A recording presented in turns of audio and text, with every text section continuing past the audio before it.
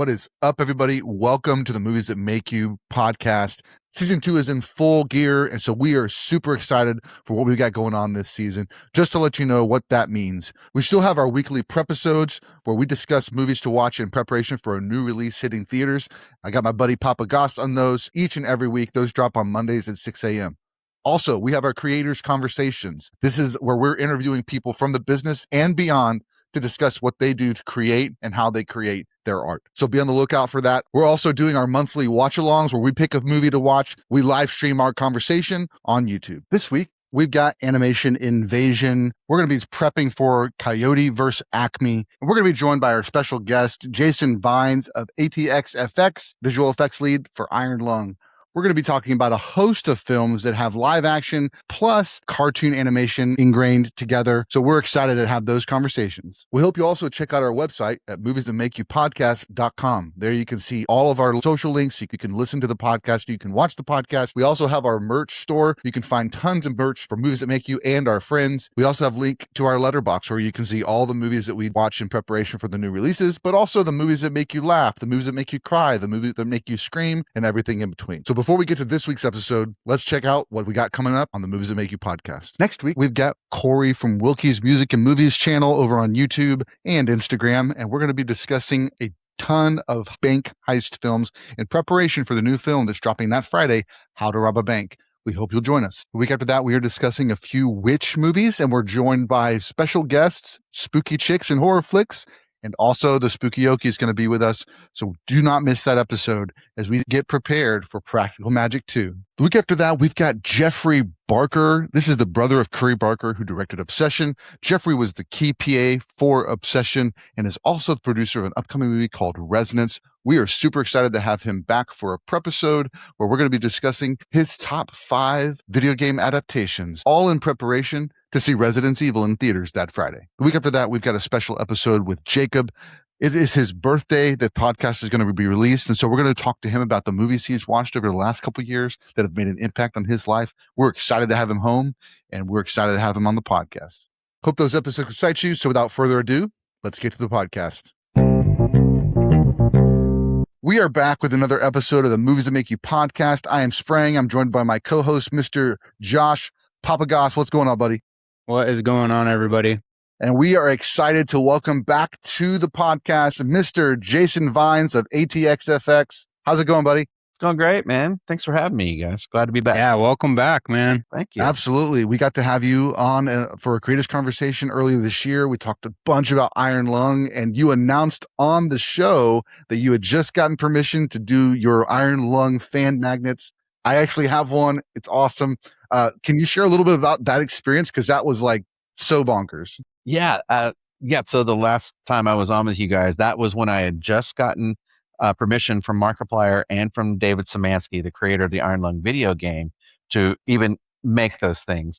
And so I did. The very first one I made, I only made 100 of them, and I sold them on Etsy. And when I launched them, people bought them so fast, it's like it crashed the site. Like the Etsy shut it down because they thought it was bot.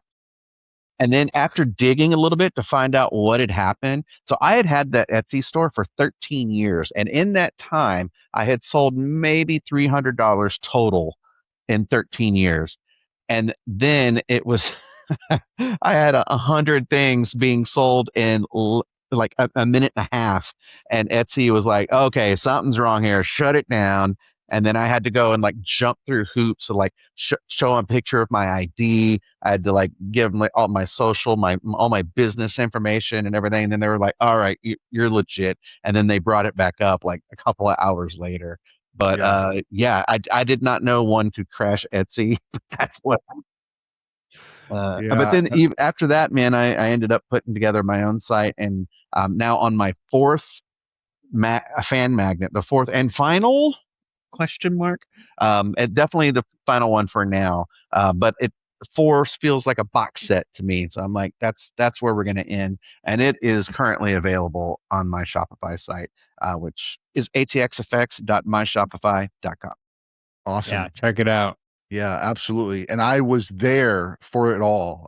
I was I had the first Iron Lung in the cart, first magnet in the cart. and it like kicked it out, and I couldn't check out. It wouldn't accept my credit card, and I was like, no. Oh man. Well, But we had just recorded, I think, the episode with you and Anna like the week before that or something, because I remember we put out the episode like pretty quickly close, right yeah. after that, or around that same time. So the videos were really funny because Jason's like, I broke Etsy. And I was like, man, that's crazy. And then we got to like promote that you were selling those, and then put out the episode, and it was huge episode at the time. I think it was our biggest watched episode at the Wow, time. So awesome. people really enjoyed that one. We got reached out to by a lot of our friends, and even just people who follow the Instagram page, and they're like, that's so cool. You guys got to talk to them, and it was an awesome conversation. Nice. Yeah, no, I really enjoyed it. I thought it was great. And I'm glad to be back. So I was like, yeah, I like those guys. That's awesome, man. Yeah, we appreciate that. We did actually just get to do OKC Horror Con. We've talked about it on a couple of episodes now, but we are releasing our panels over the next few weeks. And one of the things that kept coming up at that con, and one of the questions we'd asked multiple guests, was just the effect of the YouTube creator crashing into Hollywood and the amazing movies that are coming out from these young folks. And you're a part of that. So can you share just a little bit before we jump into the movies, like just about like what it's like being a part of something like Iron Lung? It's being part of Iron Lung has been great. First of all, it was very different from any other project I worked on, just in the way we filmed it, all being in one location, for instance, filming it sequentially. So those things were different. And like the onset camaraderie and attitude was also just like family. It was very felt like a warm hug a lot of times, even though it was very hard work and challenging. It was really great. And then we had to wait 3 years before anything happened. And to the point of where I was like, is this thing ever going to come out? I've worked on so many things that have never come out. I can't even tell you, like dozens and dozens and dozens of things that just die in post. So I was like, oh, here we go again.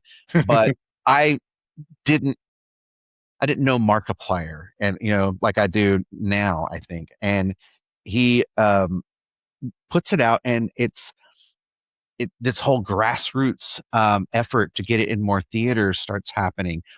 Whereas he was like, I'm going to put it out in 50 theaters. His fans are like, oh no, you're not. I'm going to call my theater up or send them an email, and next thing you know, it's opening in over 4,000 theaters worldwide. It became this kind of cultural phenomenon. And I mean, I was trying to think of, okay, what was the last cultural phenomenon movie, like Barbie, Barbenheimer or something was like the last one I could remember, where like it was the zeitgeist. Everyone was excited to get to the theater to go see these things. And Iron Lung, in some ways, turned out to be like that. There was just this huge groundswell of grassroots support for it. And it was thrilling to be a part of something like that. Like that's the dream. It's like I grew up watching like Star Wars and things like that, and thinking, oh man, someday wouldn't it be great to work on Star Wars? This movie, Iron Lung, is it's some people's favorite movie. There are people that have told me, I've seen this thing, I saw it 20 times in the theater. As soon as I've seen it 100 times now that it's out on YouTube. I mean, I watch it every night as I'm going to sleep.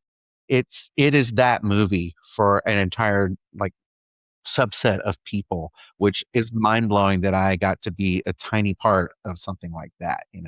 So it's pretty great. And I think Markiplier kind of kicked the door open to make way for Obsession and Backrooms and who knows what's next. Siren Head, I know, is something that's been talked about coming up, and who knows who else has been inspired by this that's currently creating on YouTube or wants to get started today or what have you. So I feel like Markiplier kind of was out front with the machete, chopping down the jungle and kind of making way for some people in some ways.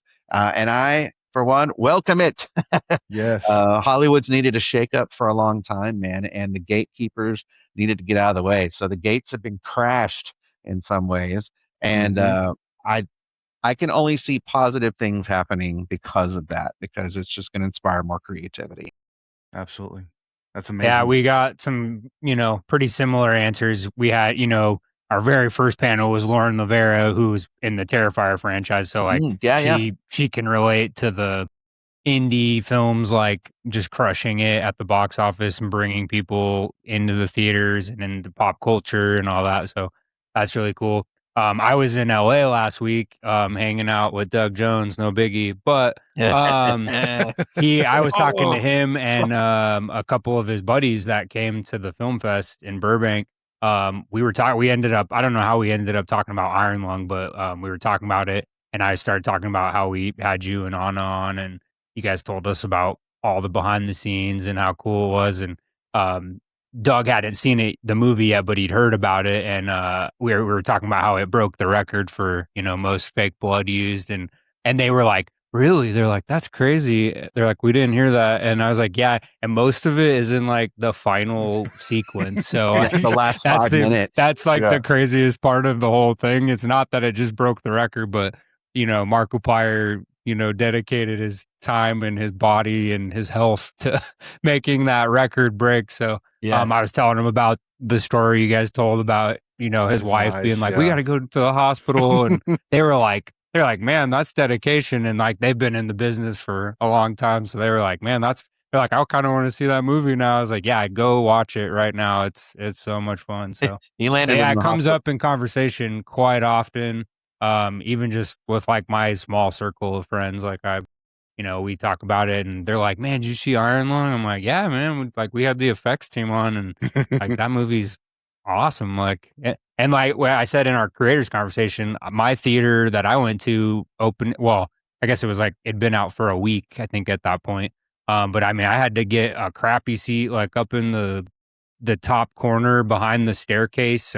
But I was so happy. I was like, people are in the theaters. Like, this doesn't happen anymore. So, yeah, it's a good time. This has been a good year for cinema, especially all the, Obsession, Iron Lung, Backrooms, like seeing people support these young filmmakers and YouTubers and their vision and letting them kind of have freedom has been like the coolest thing. So we're all for it as cinephiles. Same. Yeah, I'm all about it, man. I want to see more of that stuff. And one other thing that was very unexpected, with working on Iron Lung and kind of getting more eyes on myself and my art, like through social media and stuff. I've had a lot more exposure to the fans, like Markiplier's fans and the fans of Iron Lung, and they are fantastic. I mean, they're just very kind. It's a great community. I have had like maybe 2 trolls, like, which is just nuts, man. I mean, there's tens of thousands of people with eyes on these things, and if anyone starts popping off in the comments, man, they dogpile them. Like, I don't have to do anything. Love it. But it's just been some really great people, and it's been a joy to kind of just connect with some of them and be able to make things that bring them joy and make them happy. I like it. It's great. Awesome. That is awesome. Well, as a first-time guest on a Prepisode, we do like to invite you to kind of share a little bit for the audience about where your love of film came from. What is your origin story when it comes to movies? Man, so I feel like I've loved film for as long as I can remember, but some of the earliest memories that I have of watching film and falling in love with it came from my grandmother. Mama was my dad's mom. So Mama had HBO. Mama had a VCR. This was back when these things were not cheap, right? It was like almost a piece of furniture, with like the top load, ka-chunk sort of thing. But she would record movies, like 4 or 5 per tape, right, on from HBO. And there was one in particular I remember. It had Star Wars, it had Raiders of the Lost Ark, Mr. Mom, and Romancing the Stone, Wow. all on the same tape. And Wow. I watched that thing front to back 100 times or more growing up. So that was the first like time I remember like being obsessed. I have a 5-year-old now who will watch K-pop Demon Hunters 500 times. Yeah. That was me with this VCR tape. I would just watch it over and over and over again. So yeah, Spielberg and Lucas, I think, were some of I'm a huge fan of those first, and that just led to me discovering all kinds of other stuff, all mostly genre stuff. I've never been big on, I don't know, grown up movies. Still, I'm not. I like the fantasy movies, the sci-fi stuff, kung fu movies, action, all that good stuff. Horror, of course. But yeah, man, like Star Wars, I would say, is in my DNA. Planet of the Apes is definitely up there for makeup. And then the first horror movie that scared the bejesus out of me was Nightmare on Elm Street. Nice. And great choice. dude, that one, I was in 6th grade and I spent the night at my friend Brian's house. And we were not supposed to watch this thing. And somehow we had gotten a hold of a copy of Nightmare on Elm Street. Parents are all asleep. We're in the living room. All the lights are on. We have a lock blade knife. And we put this thing on. And if one of us needed to go to the bathroom, we would pause it. One would stand guard outside the door and while the other one's in the bathroom doing their business. And then we would go back and keep watching it. That I was terrified. I've been chasing that dragon ever since. I've never been so scared watching a movie. I was at 6th grade at Brian's house watching Nightmare on Elm Street. It was awesome. Yeah, that is awesome. I've said it before, but Scream was my introduction to the slasher genre and the horror movies. But then when I was going back and watching those 80s movies, like Freddy was always like at the top of that list. The personality was so funny. And they've announced 2 new Nightmare on Elm Streets are in pre-production right now. Really? Yeah. Yeah. One is because the domestic rights are owned by one company, so they're going to release one, and then I think it's Universal maybe that owns it. I think it's Paramount. Paramount. Yeah. I think it's Paramount and Warner Brothers, but then there's the merger too that's in and out of happening as well. So here's my hope for those, because they've tried to kind of reboot that franchise a handful of times, right? And the thing that I think that they miss is what makes a good Nightmare on Elm Street movie is Freddy killing teenagers in their sleep. That's it. They dream, they die. That's it. You can't fall asleep. That's the whole thing of it. I don't need to see the origin story of Freddy Krueger and how tortured of a soul he was, blah, blah, blah. No, kill teenagers when they're asleep. That is how you make a good one. And man, the dreams you could pull off now with the special effects that we have. Oh, yeah. That's where the good stuff is. But that, man, if you can just boil that formula down to its essential, that is where you're going to get a successful reboot, in my opinion. If you try to get too bespoke with it, you lose it. Yeah.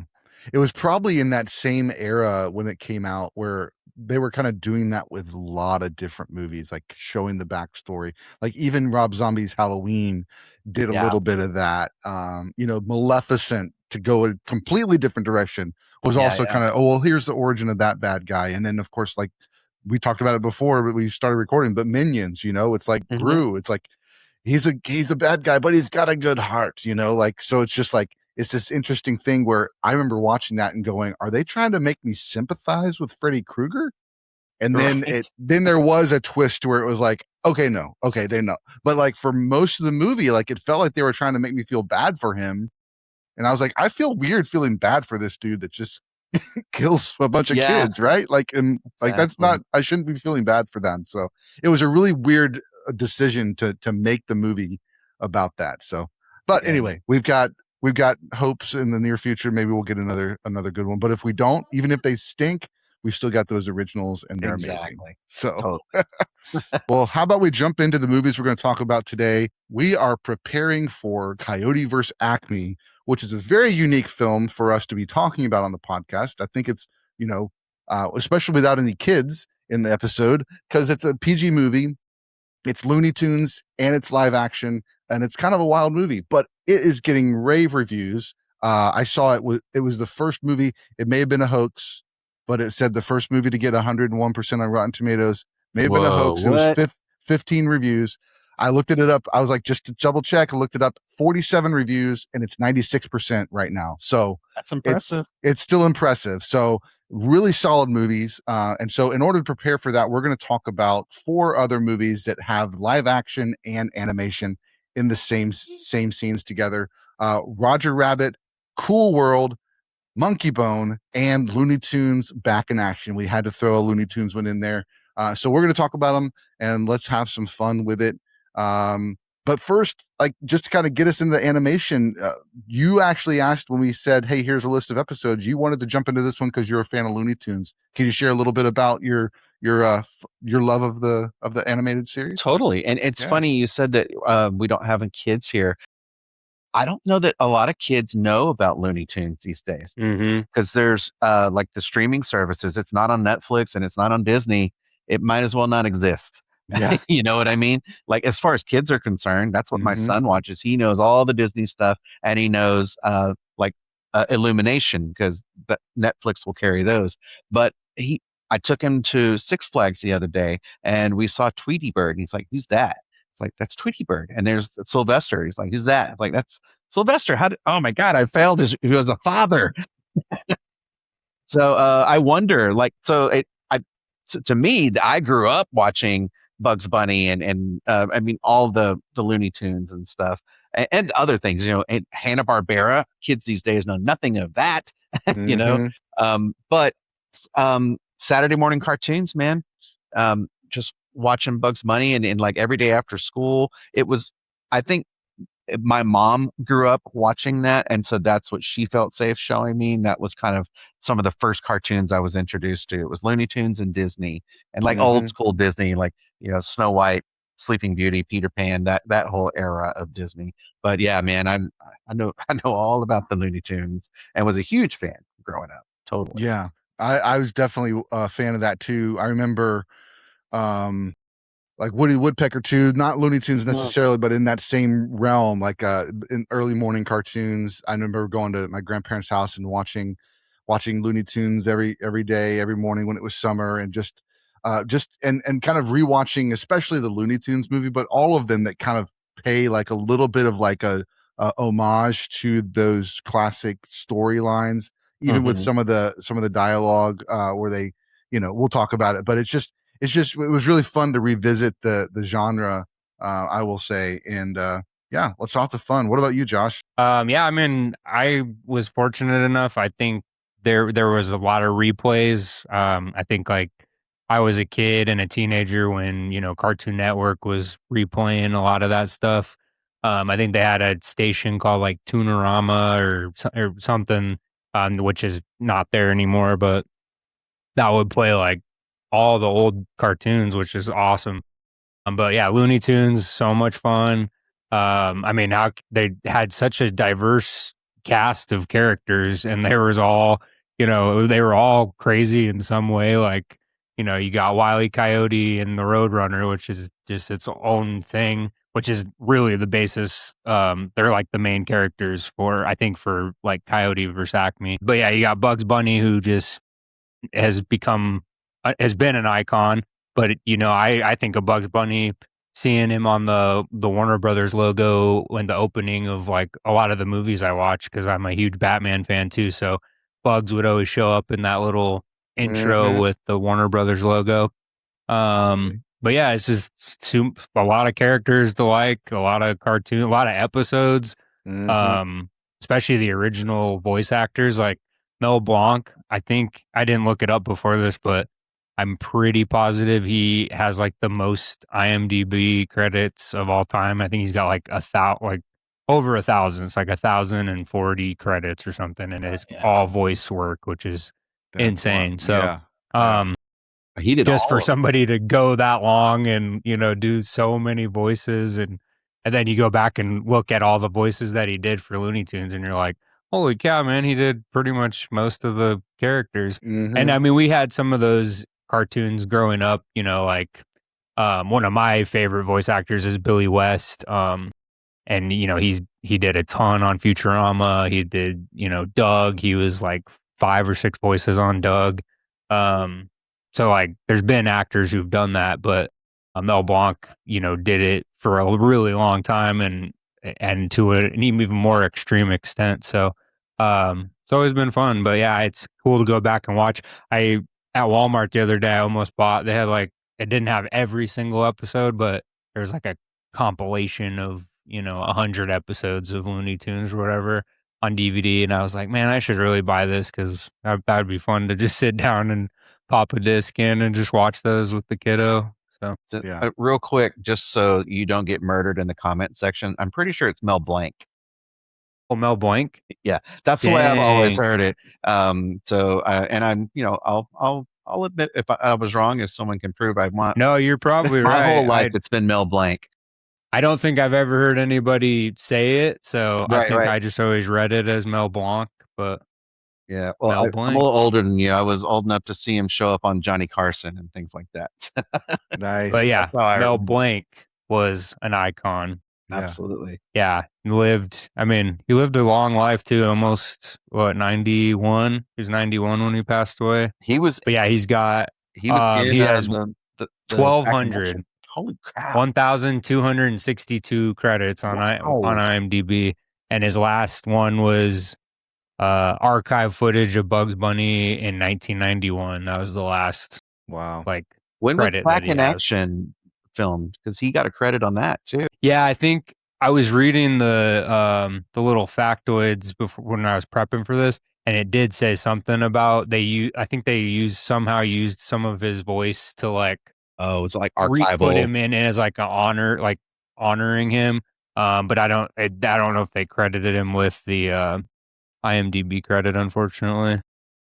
Gotcha. But yeah, I did read something about I think they did it to honor him because Billy West was also, he got, we'll get into that with Looney Tunes, but yeah, I forgot what the fact was, but he was in the movie as the voice of Bugs and some of the other characters, I think.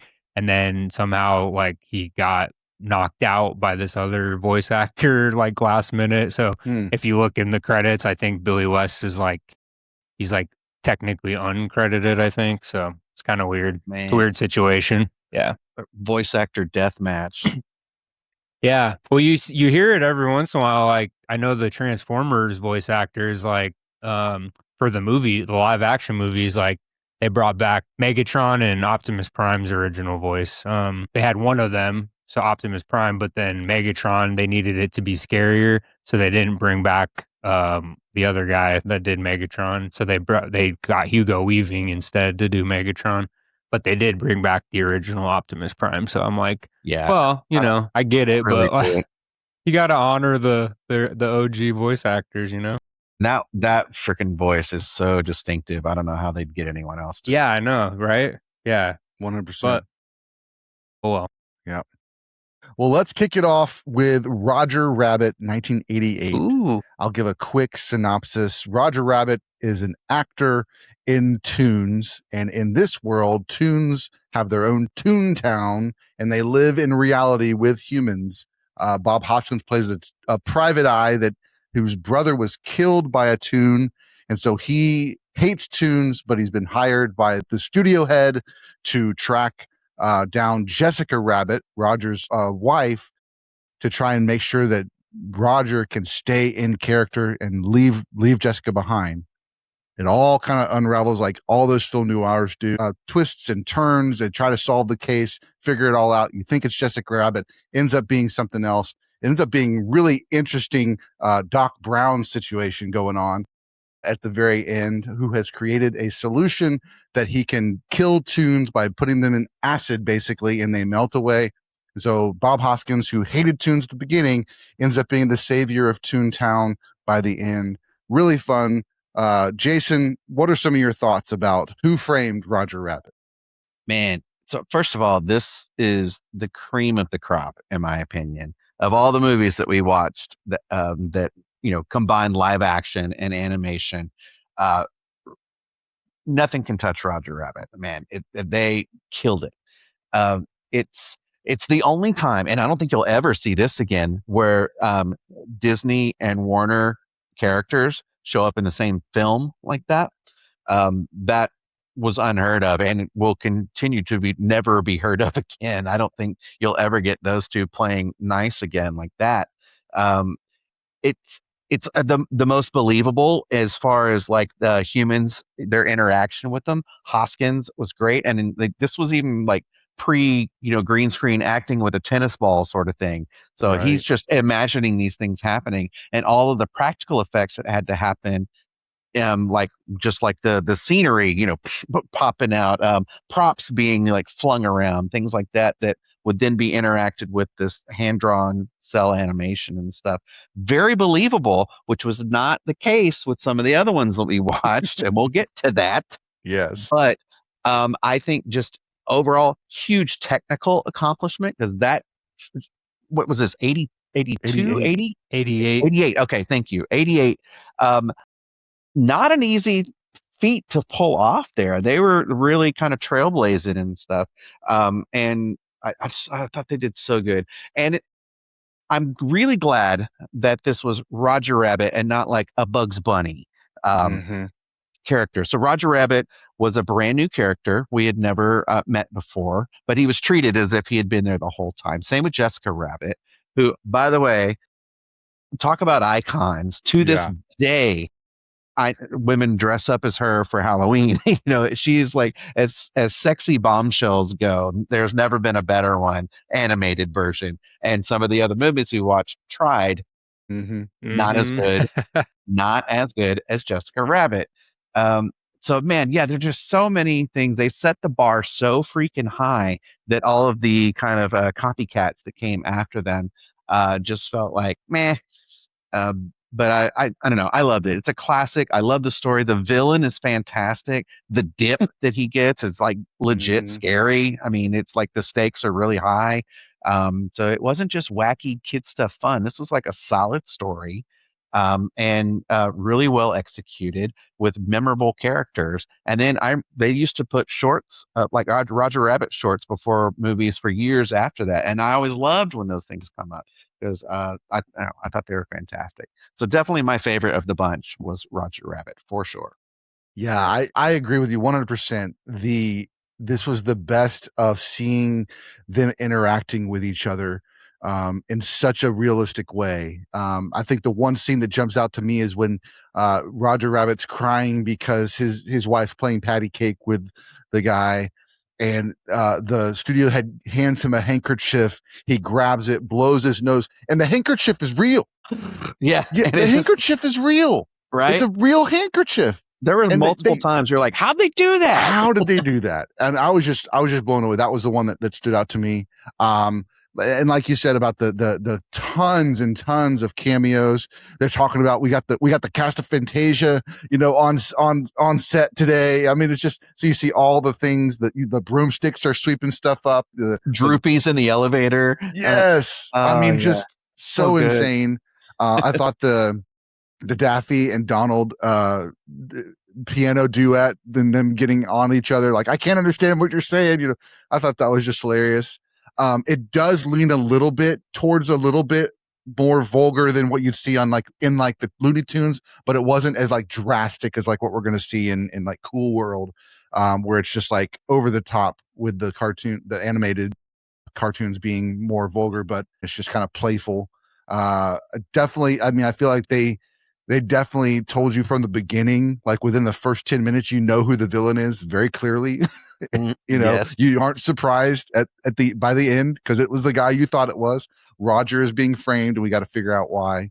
And yeah, it was just a really fun movie. I don't know that I'd seen it since I was a kid. And I probably watched it when I was a little older than I was a kid, like maybe 10 or 12, not like 7 or 8. Because I think my mom probably didn't want me to watch it because of Jessica Rabbit, and because the cartoons, they weren't being their normal, like, kid friendly. They were being more in that kind of preteen, teenager kind of level of content. But yeah, rewatching it was really, really fun, and I'm looking forward to introducing it to the boys sometime, because I think they'd get a kick out of it. Josh, how about you? Yeah, so obviously I want to get into the visual effects real quick. Ken Ralston was like the head of of the department for this. And he has been nominated, I think, 7 times for Academy Awards for his visual effects.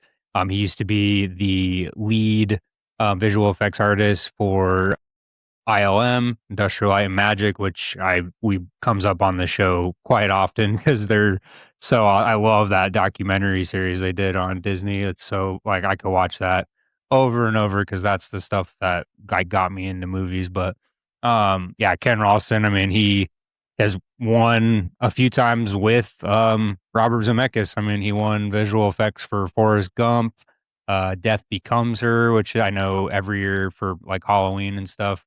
That's a popular one with a lot of people. It's a horror comedy, but really fun. Back to the Future Part 2, he didn't win, but he was nominated. He did win for Roger Rabbit. He also won for Cocoon as well.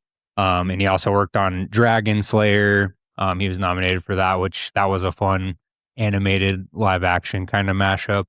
But yeah, I mean, you guys nailed it on the head. I mean, some of the visuals in this are so crazy. And I mean, going back through and looking at all the movies we were going to talk about, I've seen Roger Rabbit a bunch of times when I was a kid and a teenager and stuff.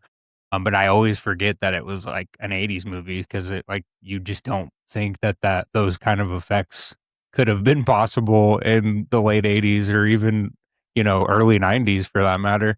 So yeah, just huge kudos to that whole visual effects team. Every frame they had to like print it basically and then like put the animation over. I read they estimated there was 1 million drawings done for this movie. Not all of them were used, but 1 million, there were a bunch of artists. 300 animators worked on it and they drew 82,080 frames of storyboard and concept art for this movie. Wow. So, I mean, just thinking about that is like, I mean, all the work they put into making this possible. I mean, Zemeckis had to hopefully they all got like a huge payday and a long vacation. Cause I mean, that's a lot of work. So, just crazy, but yeah, so they would draw the illustration, they'd trace on paper and then put that on top of the photo from the shot of the film. And then the drawing was then hand colored, and then they had to use an optical printer to place it back into the like film frame, and that's how they had to keep doing that for like pretty much every sequence. So pretty crazy. Yeah. Try that, Christopher Nolan. Right. Yeah, this is completely analog animation. Like, that's crazy. Yeah, it's so. I mean, I read the statistics and I was like, that. I mean, I knew it was probably a lot of work, but like that's a lot of like they literally hopefully they don't have like arthritis and stuff. Ooh. I got arthritis just thinking about drawing that much. My hands cramping right now.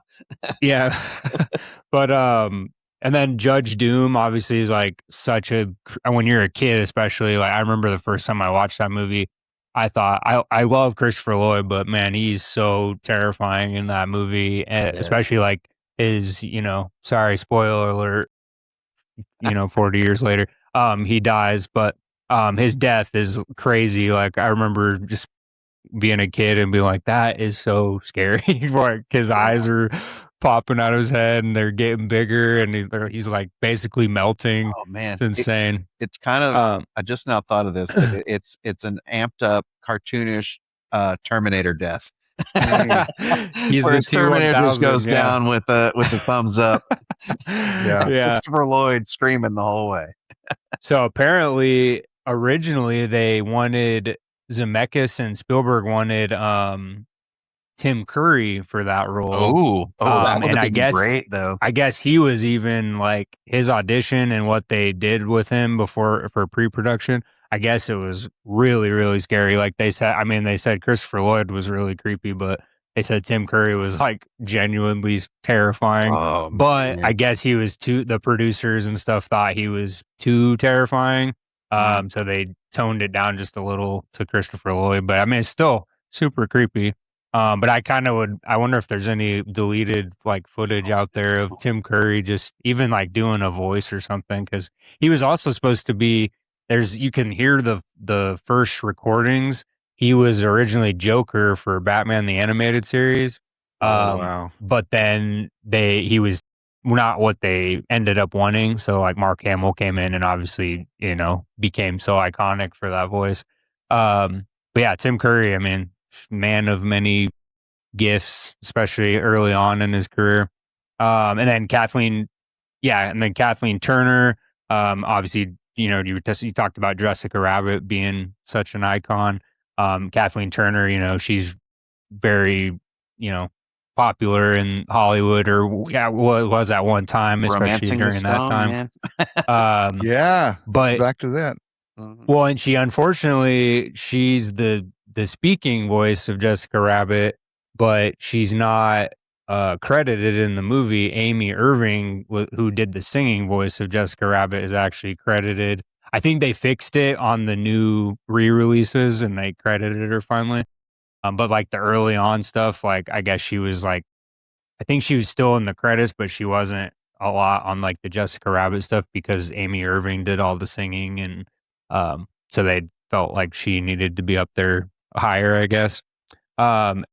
Also, one last thing, Bill Murray was actually the first choice to play Eddie Valiant, but they couldn't get in touch with him. I guess he was at the time like really impossible, which is crazy because like To this day, it's Zemeckis impossible. and Spielberg wanted him, and you would Yeah. think like, I mean, late 80s, Spielberg was still popular, so like I don't know how he wouldn't have been able to get a hold of Bill, but apparently Bill was like something happened. He wasn't able to get a hold of the message, Well, and then he you know found how out you get later. in touch with him, right? What's that? Bill Murray is famously hard to get in touch with. He does not have an agent. It's just him. He has like an answering service where you call and you leave a message and he will check it once every month or two. So he has missed the opportunities To do a galore lot. throughout his whole career because he's like, I'll do whatever they want. I'm Bill Murray. But yeah, dude, I didn't realize this was one of those. But yeah, he's famously hard to get in touch with because to this day, I don't think has a cell phone. Doesn't have an assistant. He just has an answering service, and basically, you're calling his answering machine. Yeah. Well, you talked about Mr. Mom earlier. I mean, he was originally supposed to be Batman before Michael Keaton. So it was supposed to be Bill Murray as Batman, and Wow. I forget who else they had. There was like two really weird. When you go back and look at them, you're like, those were going to be who it was, and then I wish we could hop over to the timeline where that happened. I want Right. because I would love to hop over and see Tim Curry as was Doom or whatever Judge Doom. Judge Yeah. Doom. Thank you. Or Bill Murray as Batman. I know. That would be awesome. Yeah, but so I guess he was really hard to get a hold of. So and then they said they said he was, once he found out he was up for that role, and then he saw the movie. Obviously, he was like, oh man, he's like, I would have loved to have done that movie, but Right. you snooze, or I guess in this case, you don't answer your phone messages, And then you end up in you Garfield. lose, bud. Yeah. Wow. Yeah. Very cool. All right. Well, let's get into Cool World 1992. This is 4 years later. They're doing it again. It's live action and animation. We've got Brad Pitt, 1945 Vegas. So Roger Rabbit was 1947 Hollywood. We got 1945 Vegas.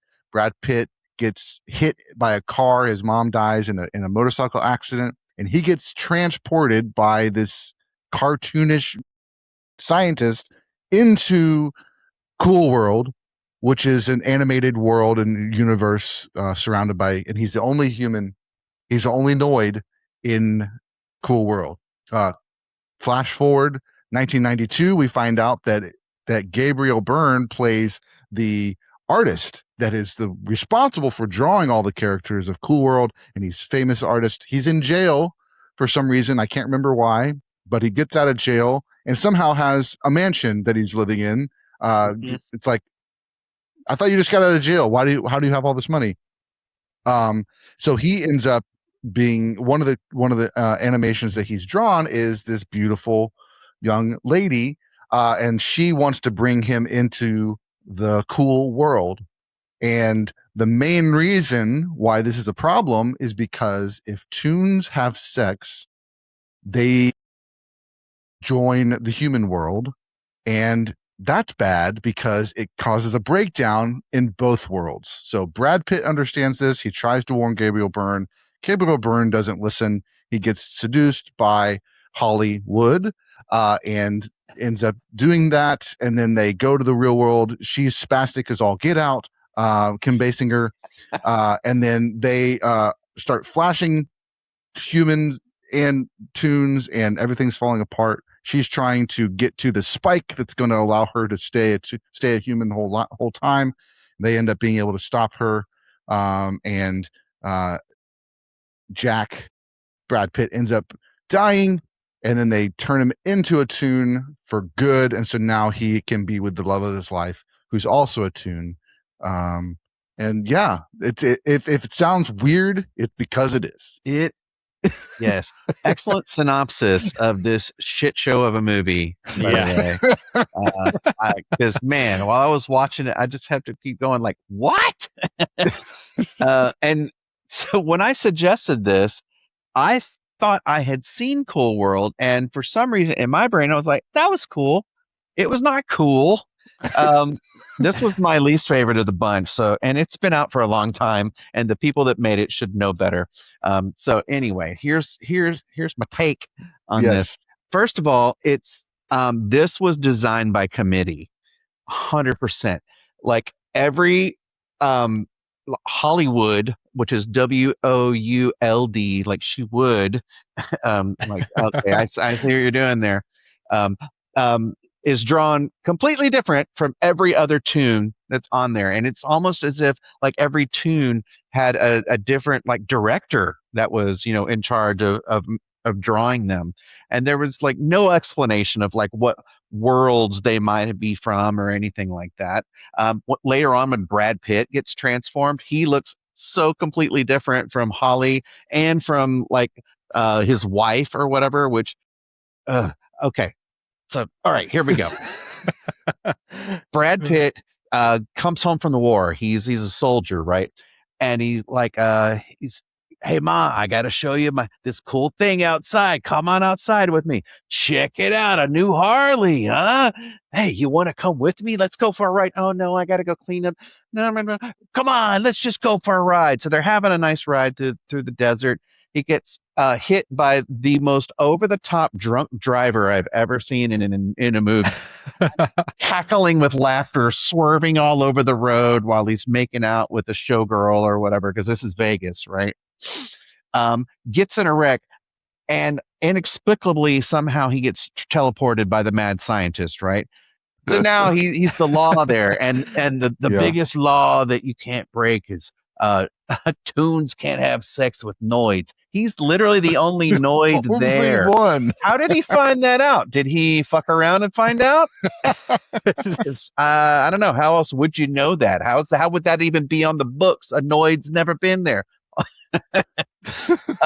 And this is just the beginning of the problems that we experience with this. I'll tell you, okay, the one thing I loved about Cool World was the environment, the city, the drawings of the city. I was like, that's cool. That is a cool world.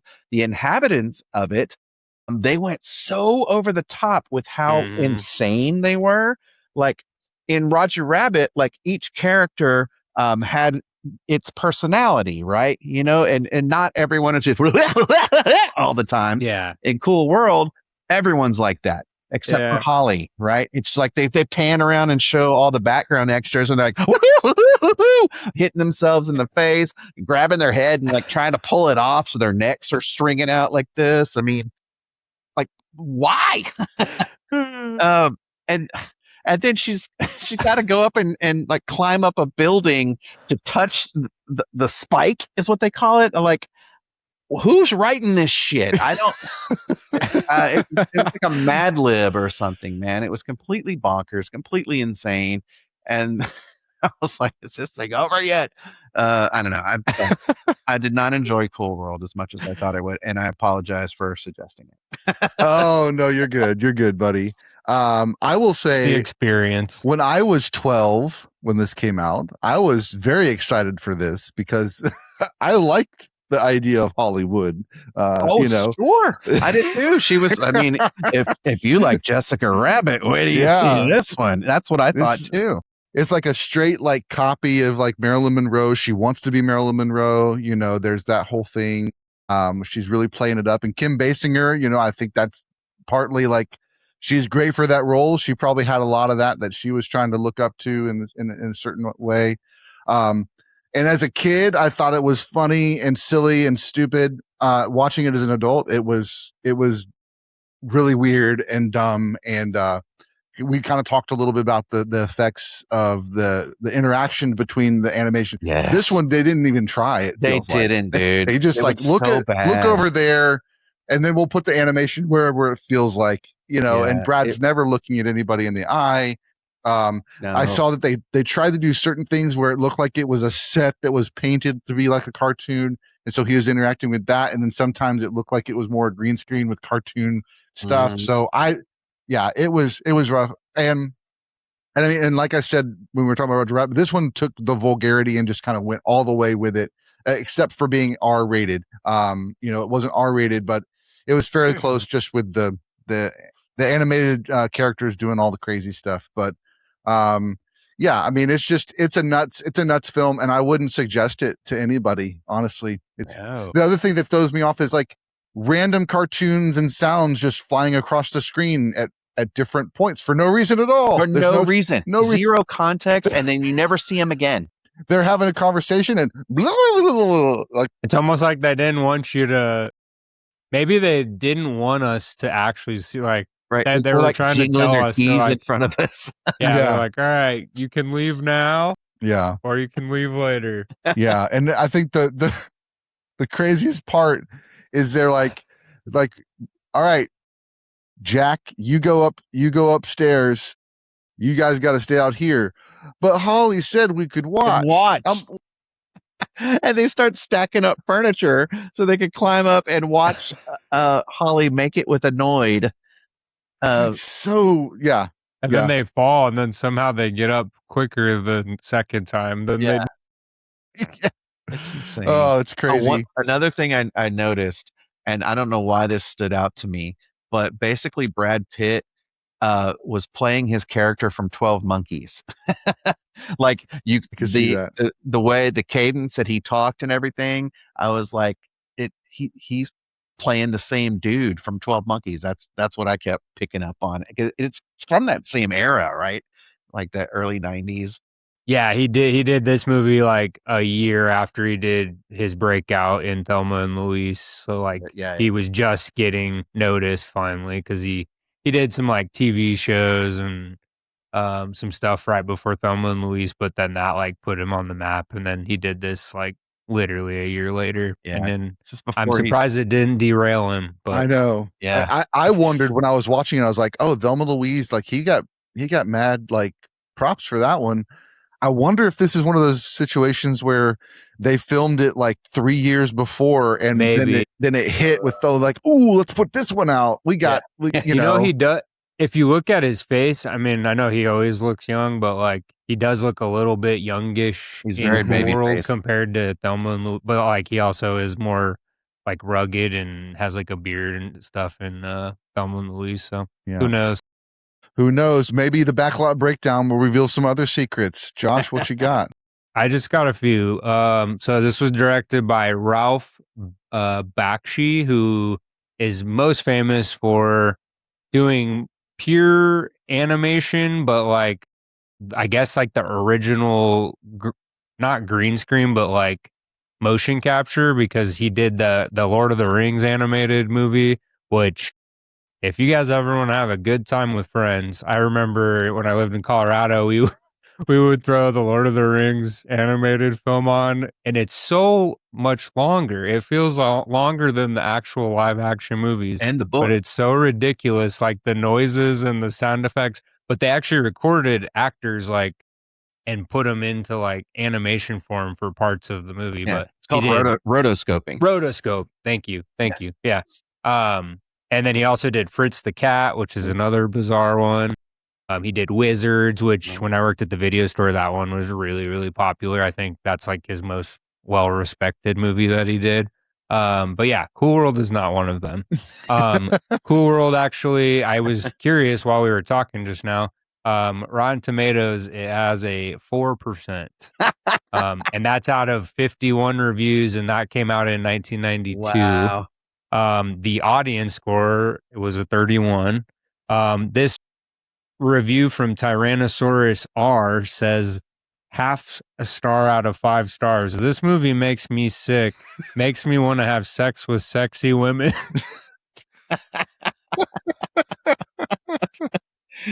Well, so anyway, that was just one review. I caught my eye real quick. But anyway, yeah. So this movie is universally just disliked.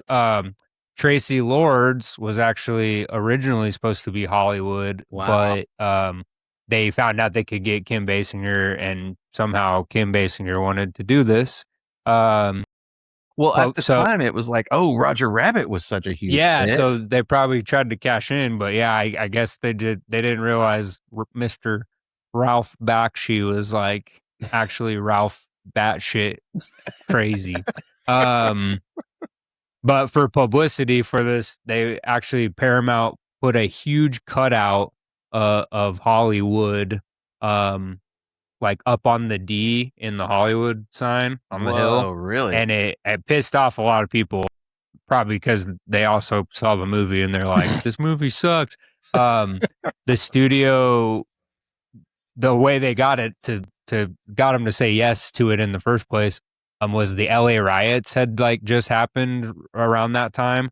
So the studio was like, we'll donate, whatever, $50,000 if you let us put this up for like the week that it comes out or whatever. Wow. But people were so angry, they picketed for the sign to be taken down like almost immediately, because they were like, get that piece of crap off our sign.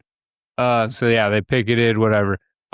It's funny you say it wasn't R-rated. It actually originally was written as an R-rated, more disturbing film. But then when Kim came on, she didn't want it to be like that, so they tried to tone it down as best as they could for her.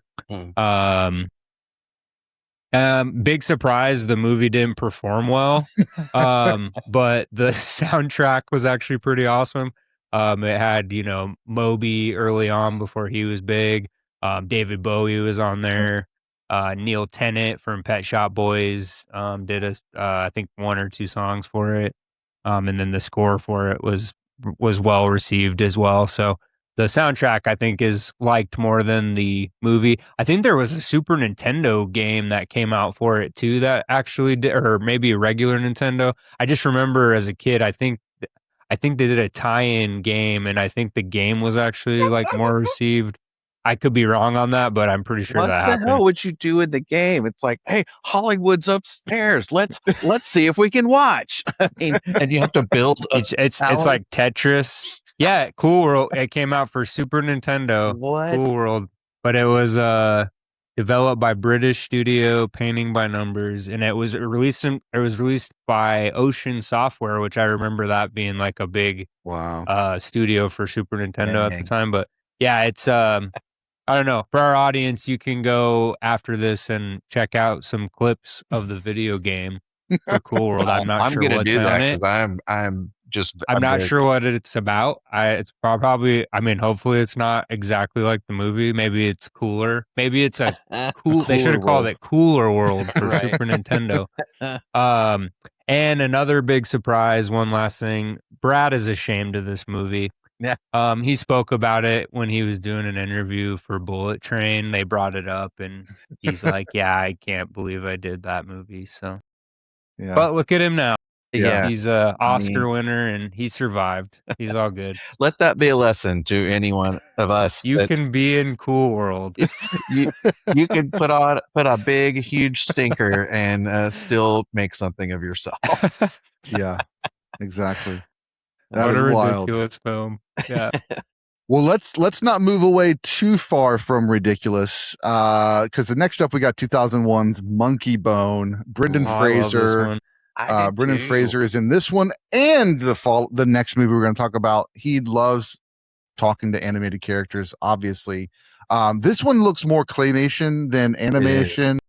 But basically, he's an artist. He's drawn this character called Monkeybone, and it's just a reckless character. Think like Curious George, but like with an attitude. And he ends up getting into a car wreck and going to a coma, and he's taken into the world that is like the purgatory, and it houses all of these different weird claymation characters. And he meets Monkeybone there, and he talks to Monkeybone and all this stuff, and they're going to try to find their way back into his body and wake up and be in the world again. But Monkeybone tricks him, and he ends up going into his body instead. So now Brendan Fraser in the real world is actually Monkeybone and being crazy and wild and taking everything to the nth degree, and everybody that's making lots of money off of him is loving it, but his girlfriend's like, it doesn't seem right, what's going on?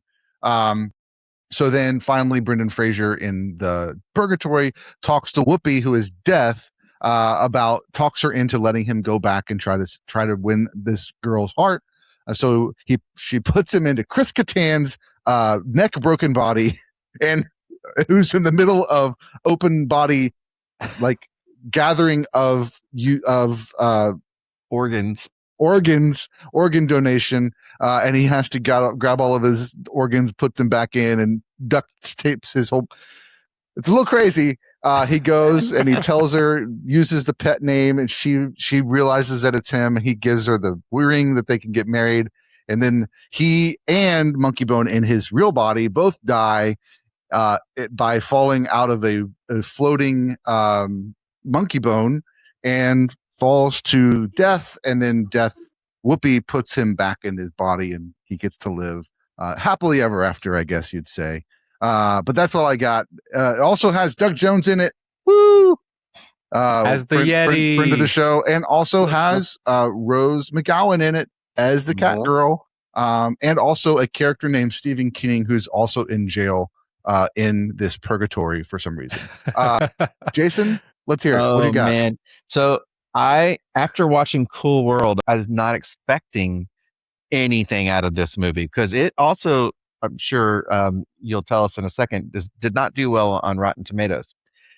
I loved this movie. It's so fun. It's super fun. I was not, first of all, in my mind, just, the nostalgia lens, I thought it was traditional animation. Did not realize it was a lot of claymation, but not just claymation, also just a lot of practical effects, a ton of makeups and costumes, like puppets that you are inside of, or giant masks that people are wearing.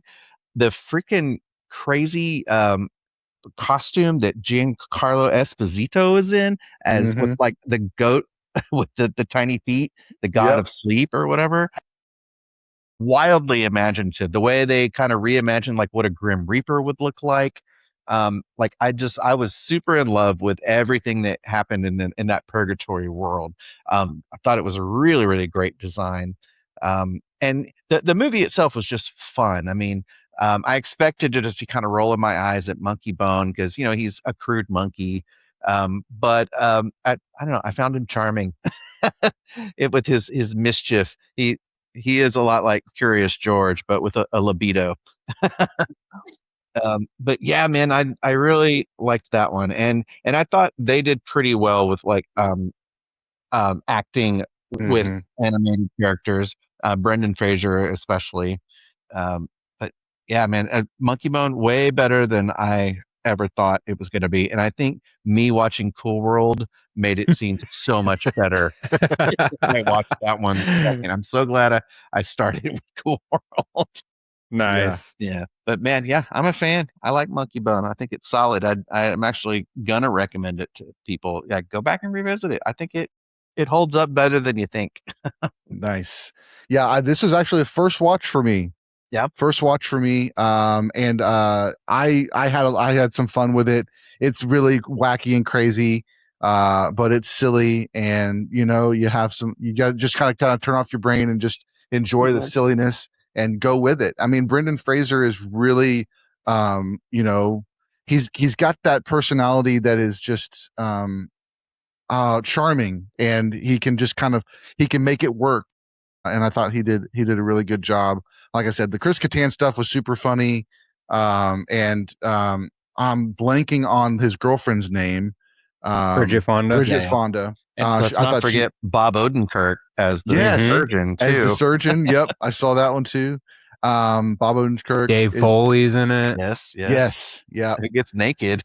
Megan Mullally. Yes. Yep. John Turturro. And Roger Jackson is the voice of the Reaper. Oh, that's from right. the Scream series. So we have two connections to this movie, Josh. We've met both Roger and Rose. We met Roger and Rose. We interviewed them. That's exciting. But yeah. So I mean, it was a fun time. I again, another movie I think I'll watch with the kids when we get a chance. It'd be funny to just laugh and be silly. So yeah. Totally. Josh, what does the Backlot have to say about this one? Just a few fun things. Also, huge shout out. I think this is awesome that we have two Brendan Fraser movies, because that man needs to be protected at all costs. I've loved every second since his Oscar win a few years ago, like watching him just interact with people on videos at conventions, and like he's working out really hard. He's going to be in the new Mummy 4, and he just seems like the coolest person on earth. So it's really cool that we get to talk about these two, Looney Tunes and Monkeybone. So big shout out to Brendan Fraser. But yeah, couple of reunions in this movie from other works. You guys said Giancarlo Esposito and Bob Odenkirk, obviously Breaking Bad, Better Call Saul. Brendan Fraser and Rose McGowan were in Encino Man together. Brendan Fraser and Dave Foley were in Kids in the Hall Brain Candy and in Blast from the Past, which Blast from the Past is a really funny movie. If you've never seen it. And Kids in the Hall Brain Candy is awesome. That movie, when I worked at the video store, I think it's still, I don't know if somebody just doesn't have the rights to it or what, but the DVD's been out of print for a long time. I think they finally did re-release it on Blu-ray at least, but it's a hard one to get. So if you can get your hands on it, definitely watch that one. The guy who plays Edgar Allan Poe in the movie, he's actually a long distant relative of the real Edgar Allan Poe. He's like Edgar Allan Poe the Fourth or something like that, which is nuts. So yeah, the guy who actually portrays Edgar Allan Poe is related to Edgar Allan Poe, which I think that is super cool because I'm a huge Edgar Allan Poe fan. This was one of the last, I think it was like the second to last movie that Bridget Fonda was in before she like retired. She kind of just got out of the limelight, and she's resurfaced recently. I think she lives in Vegas still, but she just doesn't, she doesn't look anything like she did back in the day. She's like almost unrecognizable. But yeah, she retired from Hollywood after kind of out around this time. So one of the last movies that she did before she retired. Ben Stiller was actually supposed to play the voice of Monkeybone originally, but he had to drop out because he was filming Mystery Men, which is another cult fan favorite. I love that movie. Chris Kattan plays a gymnast who breaks his neck and dies. And Chris Kattan actually, like in real life at Saturday Night Live, that's why he took a hiatus for a long time, because he just did an interview recently on YouTube, and he shows the exact skit that it was in. He like really hurt his neck really bad in an SNL skit back in like 2001. So if you were wondering why Chris Kattan like disappeared for a long time, he had really bad health problems. So if you look at him now, that's why his neck, it almost looks like he doesn't have a neck, because he's had like 4 surgeries on his neck. And he basically, his NBC, when he worked for SNL, they covered the first 2 surgeries, but then the third one, they said they couldn't cover or whatever. So I mean, he's had a really rough go, but he's popped up more recently, like in a couple of TV shows and stuff here and there. And I know he was just at San Diego Comic-Con hanging out with a bunch of people, and he's I think he's getting back into Hollywood again a little bit. So, but that's just crazy the coincidence that he played a character in a Monkeybone, and it actually like kind of happened to him in real life. Yeah. Poor guy. I think. One other reunion that I forgot about. Brendan Fraser and Thomas Hayden Church has a really small role in this movie. But they were in George of the Jungle together as well. Nice. So, which is I watched that movie a ton when I was a kid. I think I wore that VHS out so many times because that was actually a really funny movie. But yeah, Monkeybone's awesome. It was directed by Henry Selick, who did like Nightmare Before Christmas, Coraline, James and the Giant Peach. So he's known for doing those, stop motion movies that mean so much to us as a kid, and now that we're grown up and stuff. Like my son loves Nightmare Before Christmas, so we watch it Same. all the time.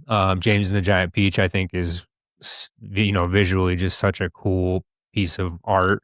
Same with Coraline. So he kind of took a swing on this one and it's the only live action, anything live action that he's ever done in his career.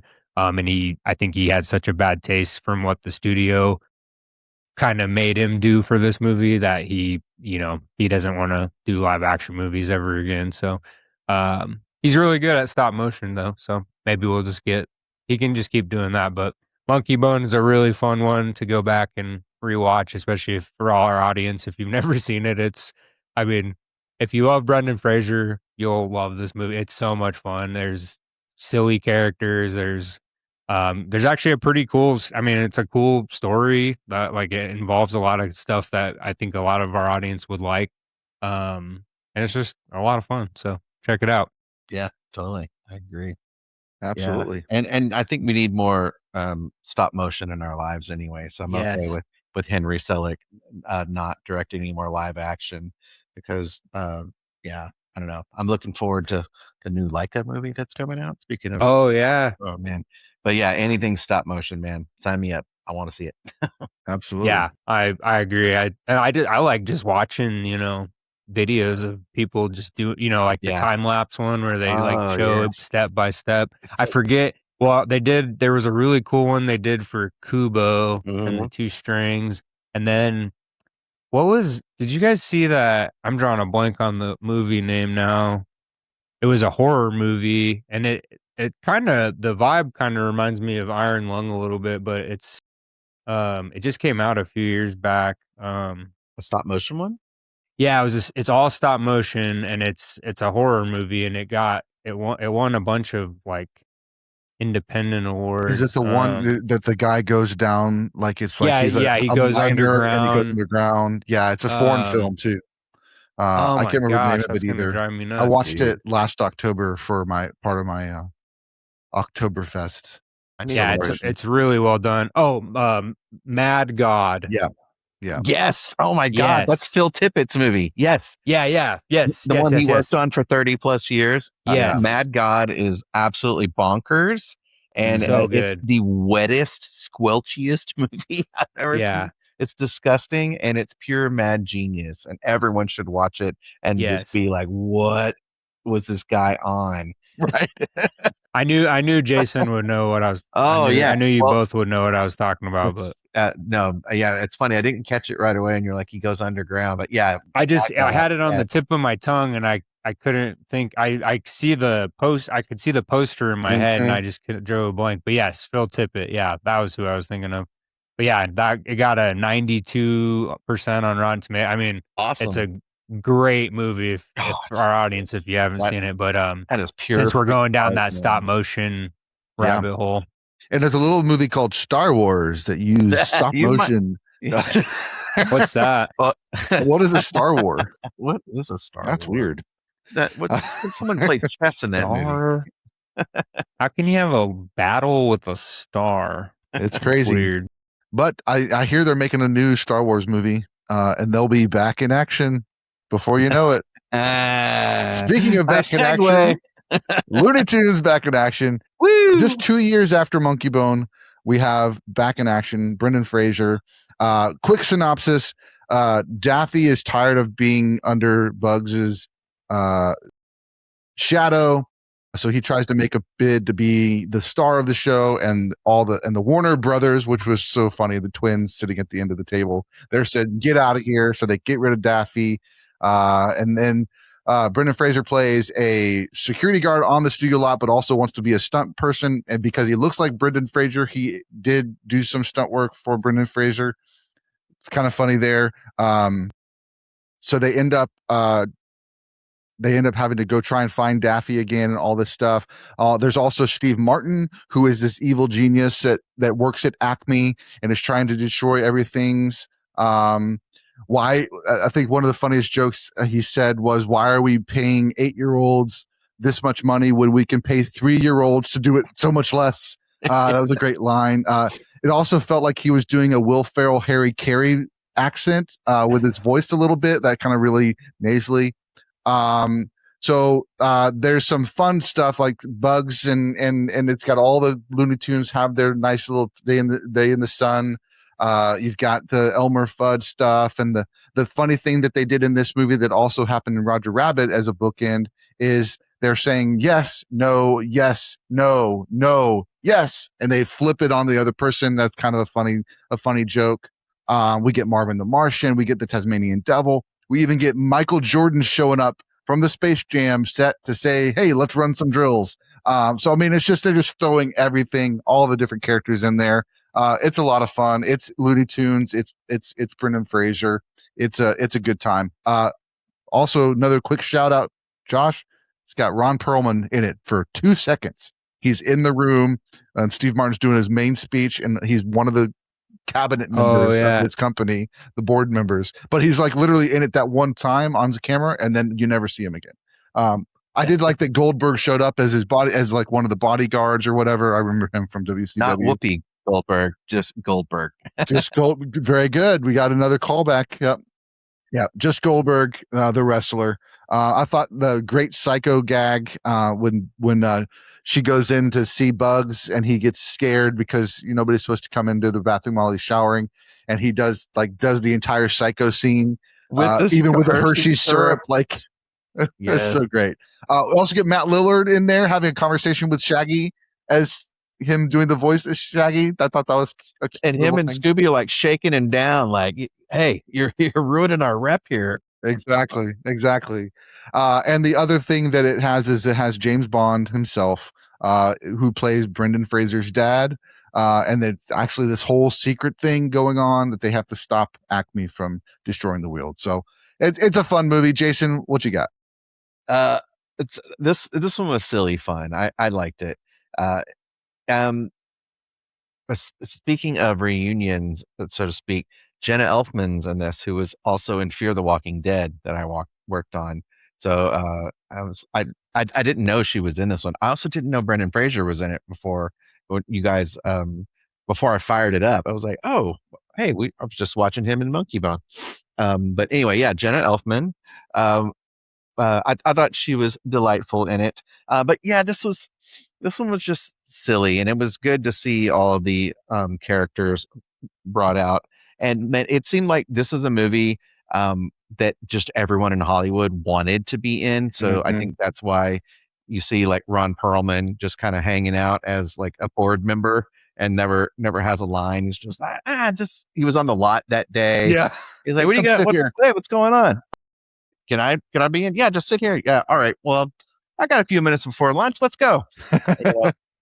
That's what that felt like. But yeah, it just felt like just so many cameos going on. Yeah, it was silly fun. That the one thing that I do kind of wish they had done. So like in Roger Rabbit, everything was hand drawn cell animation, right? They went out of their way to make the Looney Tunes in the real world be like 3D, like shaded and stuff a little more. And I was like, oh man, I would have preferred it had they done it the other way, but that's splitting hairs, I guess. But yeah, I don't know. It was it was just silly and goofy. Which, I mean, what do you expect from a Looney Tunes movie, right? Yeah, with Steve Martin as your villain. I mean, it's just And not just Steve Martin, but like Steve Martin going like the jerk level wacky Yeah. Steve Martin. His whole bit with the remotes and stuff, like, and he kept like bringing back every time. I thought that was pretty funny. Yeah. He You also was got a Heather Locklear, pretty close to Dude. her. Yeah, pretty close Yeah. to her heyday, playing one of the main characters too. That was unexpected as well. I actually had to pause it and was like, "Is that Heather Locklear?" And like I had to look it up. Like last time I saw her, she was on T.J. Hooker. Like what Right. is even happening here? Yeah, but like, and that like kept happening as it would go along. Like these different celebrities would show up. I'm like, wait, he's in it. They're in this too. Like, what is happening? Yeah. But so one of the things that one of the thoughts that I had, that I think could have made this even better, when you're watching a Muppet movie, let's say like Treasure Island or Muppet Christmas Carol, the thing that makes those work is the humans play it absolutely straight. They're not the wacky ones. They are playing it like, I believe that everyone here is an actual real person. I'm playing this to the utmost level of my ability. That didn't really happen in this movie. There's a whole lot of the humans being way wackier than the tunes, and maybe that's what they were kind of going for. Like, let's make all the tunes the straight man or something in it. But I don't know. I kind of wanted them to treat it as more realistic. Like Steve Martin, for instance, why couldn't he just play a hard ass CEO? Why did he have to be this over the top, crazy, wild character? I mean, you've got freaking the Looney Tunes around you to be the wackiness. Like, let's keep it grounded. The same with like Joan Cusack playing like this mad scientist or whatever. It's like I feel like all the humans were taking their stuff over the top, and like the Looney Tunes were being like the straight man, which I thought was interesting. I don't know. It felt a little lopsided to me at times, but I don't know. That's me trying to find something to to gripe about, I think. Yeah. No, I mean, I get it. It's definitely an interesting take. And I was thinking, this is like a little bit meta because it's a Looney Tunes movie about the Looney Tunes cartoons being changed. It wasn't like just a Looney Tunes, like a story that Looney Tunes were in. It was just kind of like the multi-layered trying to maybe, I don't know. It just was a little interesting that they went that way too. Instead of just kind of having, like you said, a movie with Looney Tunes in it, it was a movie about the Looney Tunes, and the studio, Warner Brothers studio, and all that stuff. What I thought was, I thought there was the one scene where Brendan Fraser's fighting the big cartoon guys.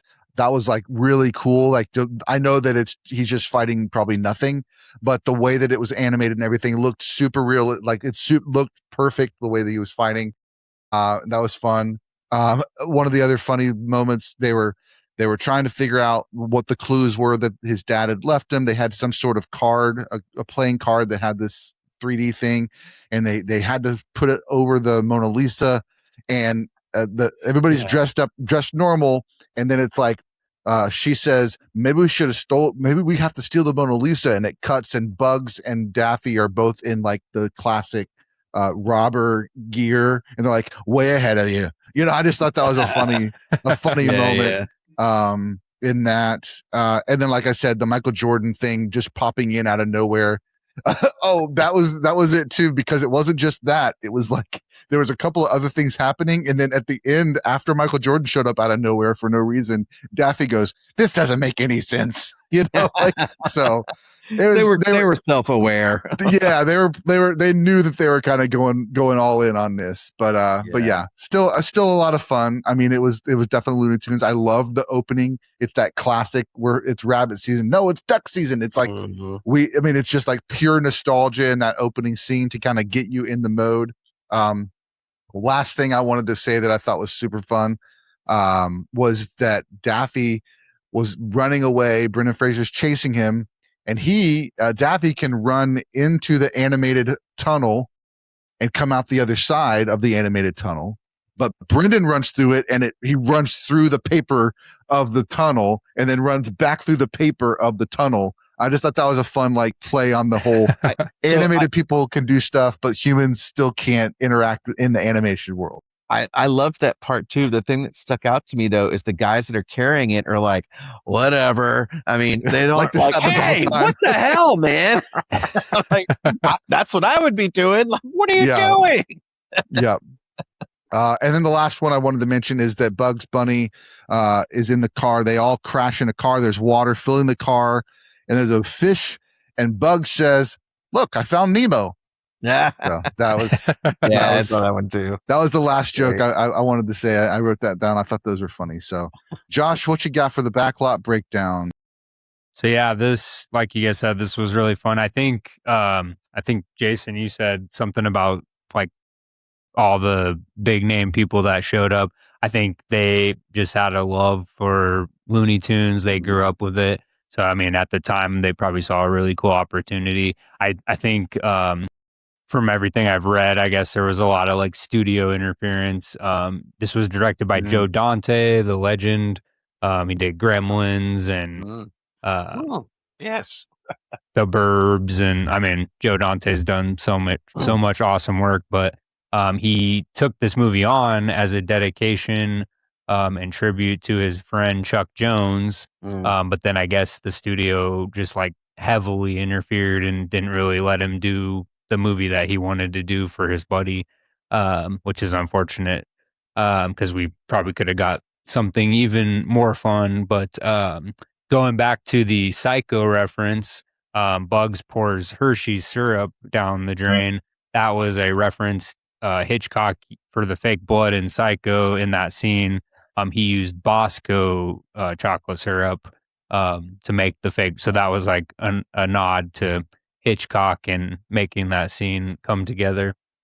This was actually Jerry Goldsmith, the composer. This was his final film that he scored, was the Looney Tunes film.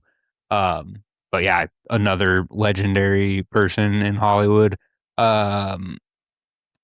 They also make a couple of other movie references, including Joe Dante's Gremlins.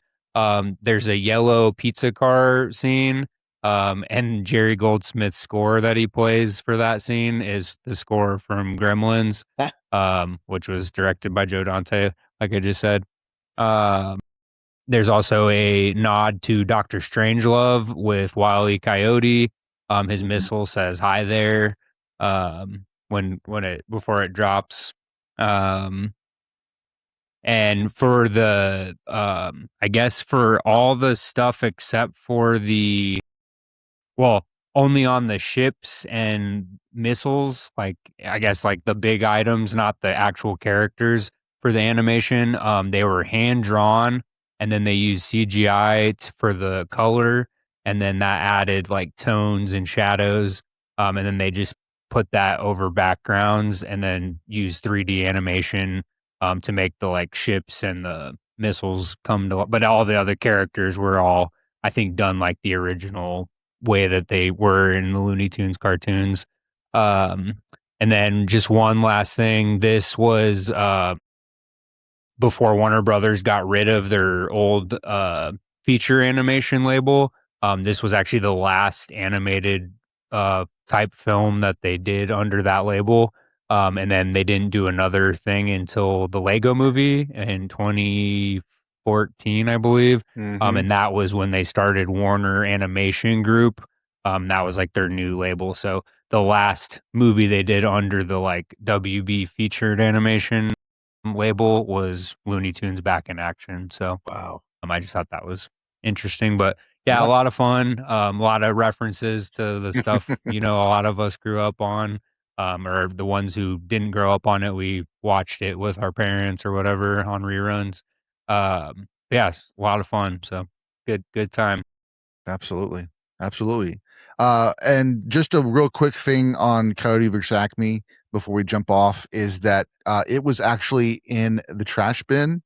It was one of those that Warner Brothers did as a tax write-off. They got rid of it, and then it came back from the brink of death and is now got 96% on Rotten Tomatoes. So wow, that's pretty impressive. I found it. I saw an article. I'm going to try to find it again, and I'll put it in the show notes so you guys can read up on it as well if you feel like you want to know a little bit more. But that's just a cool story. And I'll be honest, when I was looking at the year and what movies are coming out, and I saw this one, I was kind of just like, well, that's a movie. Right. I don't know if I'll go see it. I don't know if it's, going to be up my alley, but with kind of watching these and kind of getting back into the swing of that. And then also just the buzz around it. It's just like, I'm really excited that this movie it seems like it's going to be a good movie.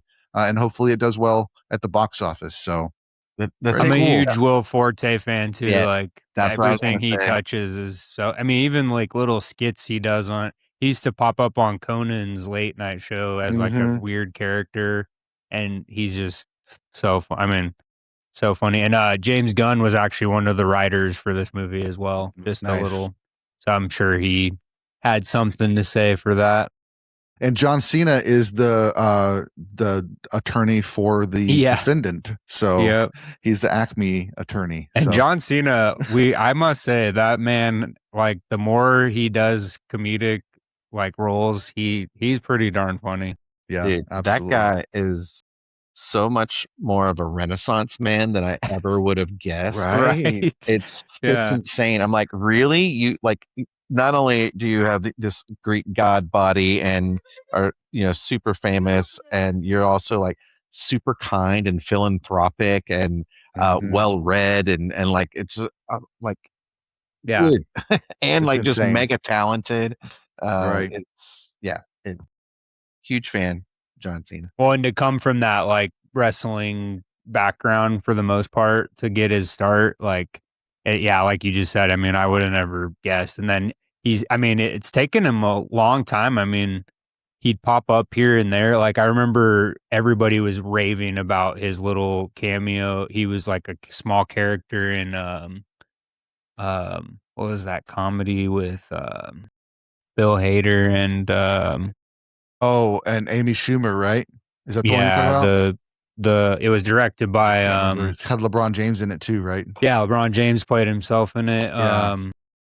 Anyway, Trainwreck. Trainwreck, yes, Trainwreck, yeah. So he like his one little, scene, Mhm. sex scene or whatever with her. It was he just, and they said he improv like all his lines in that movie too. So like Yeah. super funny. And then I mean, he crushed it. The first season of Peacemaker was so. I mean, Yeah. he is the heart of that show. He has to be, and like he's so good, and his comedic timing is funny. He's just really I mean, I would have never guessed John Cena would be like so loved for actually being talented and not just, Mhm. being like popular from wrestling. So Yeah. that's and really cool. He keeps popping up on these different podcasts, like with several different people, and like just seeing the interviews with him, even just the little clips they show on social media. I'm like, this guy, Yeah. I want to have a beer with him. I want to vote for him. I want to, Right. I Yeah. just want to give him all the awards. I don't know. He's just, he's something else. And he Let's looks be great. friends, John. He looks great in a purple suit. Right. Yeah, That's a hard absolutely. color to pull off. It too. is. He pulls it Yeah. off, man. He kills it. That's awesome. Well, Jason, thank you so much for being Yeah. on the podcast, for wanting to come Yes. back and do a Prepisode. This has been such a fun time. I hope you've enjoyed it. I have. It's been great fun. Thanks for having me, guys. This is awesome. Absolutely. And before we let you go, we'd like to give you an opportunity to just kind of share with our audience what you got going on. Well, I'm in the midst of doing the final run of my Iron Lung fan magnets that I think I mentioned at the top. There are some still available at atxfx.myshopify.com. So if you're an Iron Lung fan, or if you're just curious to see what the hell it looks like, go check that out. And you could follow me on the socials. I'm at ATXFX on Instagram. And I post daily, man. I'm always posting about the art I'm making in my studio, and just weird stuff that pops up. I try to post every single day. So if you want to see more of me, that's where you can see it. Yeah, you're crushing it. I love seeing your content pop Thanks, up. man. That you did that really cool the letters with the characters inside. Yeah. You colored all of them. That was really cool. Oh, thanks, man. I shared that, and that got just my reshare. I had a bunch of people that like were hearting it. They thought it was really cool too. Cool. So That yeah, one, keep doing your thing, man, because it's fun. It's you. cool to see. Especially, I think people are eating that stuff up right now too, because we're all kind of just trying to stick it to all this AI nonsense. So yeah. it's really cool. Like I have a few friends that are content creators first, but they are artists at heart, and they've been posting more of their art, and I just love to see all the love that they're getting too. So keep doing your thing, man. I appreciate that, man. I guarantee all my stuff's 100% human-made slop. Yeah, I love it. Absolutely. And we Yeah. will put all the links to Jason, Mhm. what he mentioned here. It's going to be in the show notes. So definitely check out the description of this on YouTube and in the podcast, and links to some other things that we've got that came up in the conversation. So very much thank you so much, and thanks to everybody else for listening. And we'll catch you guys next week. Thanks, guys. Thanks so much for listening to the podcast. We hope you enjoyed this episode. Don't forget to jump over to our website, moviesthatmakeyoupodcast.com, see all of our links. Follow us on Instagram so you never miss an episode, a live stream, or an interview. And until next time, keep watching movies.